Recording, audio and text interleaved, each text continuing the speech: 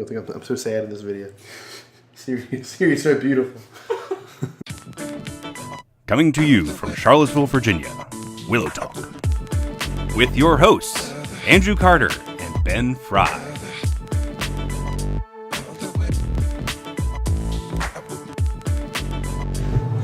Are you ready?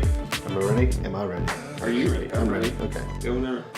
Ed, Andrew. what do you got, man? What did you look into? Well, I was first super excited about hearing about them opening up Siri Kit for everybody to use Siri, and then I started digging into it. Okay. And I wanted to show that off here.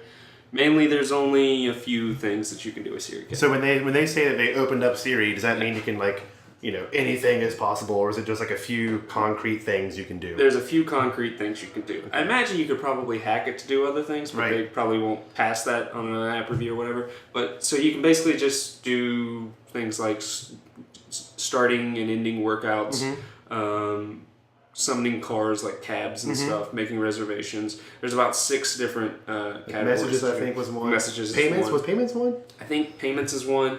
And there's a special one for like CarPlay stuff, has its own subset thing. It's actually a footer in the documents. It's not, I don't know how official it is or not. Anyways, I just to show this thing off, threw together this little test app, which does workouts, because that's when you start a Siri Kit extension, it automatically does a workout thing. Okay. So that was already there. But anyways, basically, so I'll do an example of it right here. I could say, start a workout with Siri Kit example, which is the worst app name ever. Okay, exercise started on. So here you go. So this view here that's made, I've actually made that view in here. So you can tell it, you can come up with these extension UIs. Oh, cool.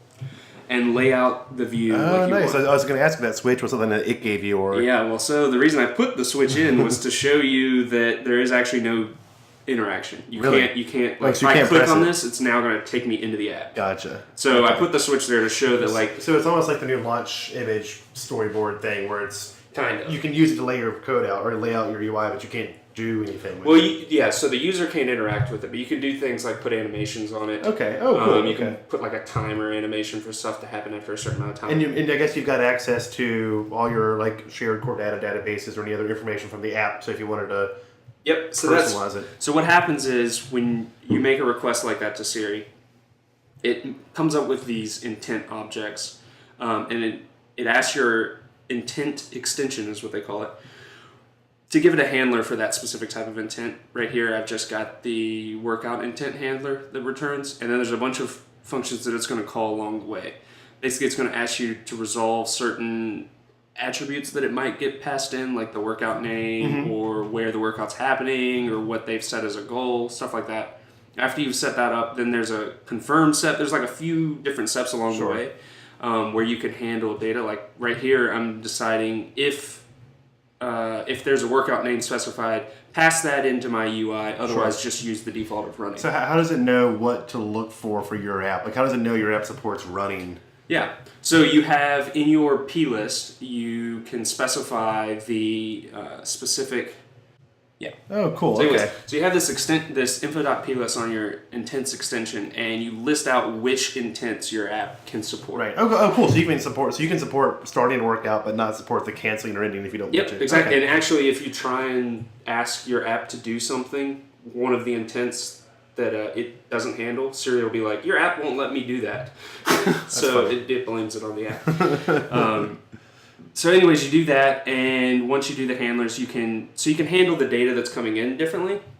So for example, I've just put in this, start a get wrecked workout with Siri Kit example. Okay. So you'll see, I've changed what it says differently based on some of these callbacks. It's passing you in that information. Yeah, so you can set it up to pass in certain info. So and you can have specific vocabulary that you set up to. I'll show this off real quick. It's a little buggy right now. I was showing Andrew this earlier, and one of the things it's supposed to do is pass in this identifier whenever it hears the word get wrecked. Right now it doesn't seem to be doing that. It's just passing in the word get wrecked. so I coded against that. But you have this horrible P list, and it does this so that it doesn't have to go into your app to ask for all this stuff. So it can just have this on the thing. And so you can define different phrases that map to certain either parameters that get passed in, or you can have different phrases like this. I could say start a flam, and that would start a workout. I think that's all they can do, even like phonetics. You can give it like for weird words, you can kind of tell it, I guess, phonetically how that phrase so if you had a word that doesn't sound the way it's spelt normally, you could give it a weird phonetic for it to actually interpret that. I wonder how that works with localization. I guess can you localize that P list? So the localization, supposedly Siri Kit handles all of the interpretation of a lot of stuff for all of their locales that Siri Kit already supports. I think it's 36 or 33, something like that. As far as this vocabulary stuff, I would imagine that you have to localize it. I haven't dug into that too much though. I bet you can just localize that file. It would use the right one. Yeah, I guess that would make sense. So and then you can give it like, to help Siri out, you can give them like a couple of different ways that a user might say this, so that Siri can help. You can help Siri interpret. Well, this is really neat because if you think about the fact of what you're getting here, that voice free speech recognition kind of stuff, it's not. It seems like a little bit of work, but considering what you're getting out of it, it's not that much. You know, it's like, here's some possible phrases, here's what I'm looking for, here's some parameters, and it just works. Handles it. That's pretty cool. Supposedly. Yeah. But so there's only like 6 intent categories right now. But the way they've written it, you can easily see how in the future they're going to keep adding more intents. Right. It's basically just like, this is what Siri does well, and they've kind of closed it on that, as opposed to like something like Amazon Echo's thing, which is pretty open. Right. But, Apple likes to keep it close. Now, I didn't look, dude. Do you know if this works for OS 10 apps? I would think so. I haven't dug into that. But they're opening Siri Kit for OS 10 for... I guess the watch uses it, right? The watch, I think, yeah. So, I haven't dug into it, but probably. That's awesome. It's pretty cool. It's not as open as I was hoping it was going to be, but I think it's still going to be really cool, and a lot of people you're going to see some cool stuff come out. Right, sure. That's awesome, man. Thanks for digging into that. Yeah.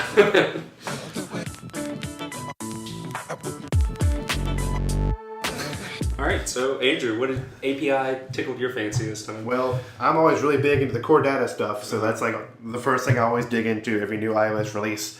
And it keeps getting better every year, with the new parent-child contexts, with the new unique constraints. Every year something cool happens with core data. There hasn't really been any giant overhauls, but every year it's like something little nice kind of thing happens. It just keeps getting more and more fun to use. So, so what's the cool thing this year? I think the biggest thing this year is I guess it's not really a problem with core data, but one of the things that gets a lot of people caught up is that there's a lot of ways to set up your stack.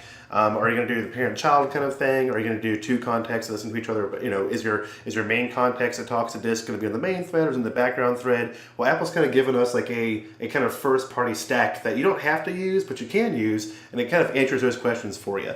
And that guy is the NS persistent container. So this thing is super, super cool. So let's just look at his header file real quick, or whatever you call it for Swift. His file. His file. Yeah. So the kind of nicest thing about it is the setup is almost no setup at all. So as long as your model's name is the same as this name you pass into the initializer, it just works. So it finds your model, it loads it up, it's ready to go. And what it gives you is this view context. And I love the name they chose here because instead of calling it the main context or root context, the fact they call it the view context kind of really reinforces that idea of, here's the one that you want to use for all your UI interactions. Here's the one that's going to back your fetch results controllers. Here's the one that's going to back your buttons or whatever you want to do on the main thread. Yeah, because that's always like a problem. Like you have to do UI stuff on the main thread, but people tend to not think about that a lot of times. And this kind of really, it makes you think about it. And they've also given us this method here that gives us a new background context. So making new context in core data is it's cheap. It's a not a very expensive operation. So we can just kind of, whenever we want to do any kind of off the main thread importing of data or a really long running core data operation, we can just ask for a new background context. Now we've got it. So then Apple's really pushing this sort of make a child context and let it merge changes rather than having parallel context. Yes. And they've also given us, because sometimes you want to have the background context that you hold around, you hold on to it for a while and you do multiple things for it. It can be good for like importing things serially on the same background context. But they've also given us this nice helper method, which is just perform background task. And this guy just passes us a block that gives us a context that does work in the background, and then when we're done with it, it's just gone. So that's you a cool, don't have to hang on. Right. Yeah. If you just want to import something real quick and call it a day, that takes care of it. They've also given us on the context itself. They've given us this, and let's see if I can find it. Now, does that perform background task? Is it going to save? It does not context? save. Okay, right. so you're going to handle that yourself. So you still have to call save on the context if you want to.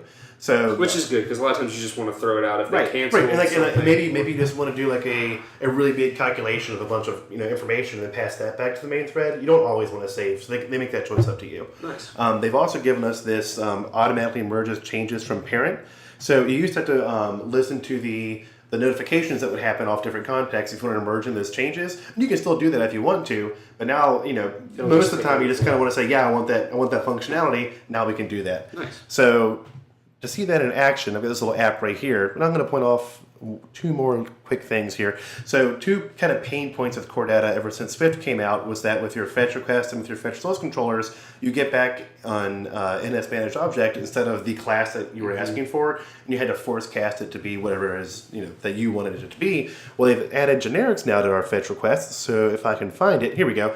So we have this NS fetch request, and I can tell it that this is going to be of type item. And then when I pass this guy to a fetch results controller, you can look and see in the method now it accepts a NS fetch request with that result type. And so he also gives you back, like when I go for where's my cell for index path?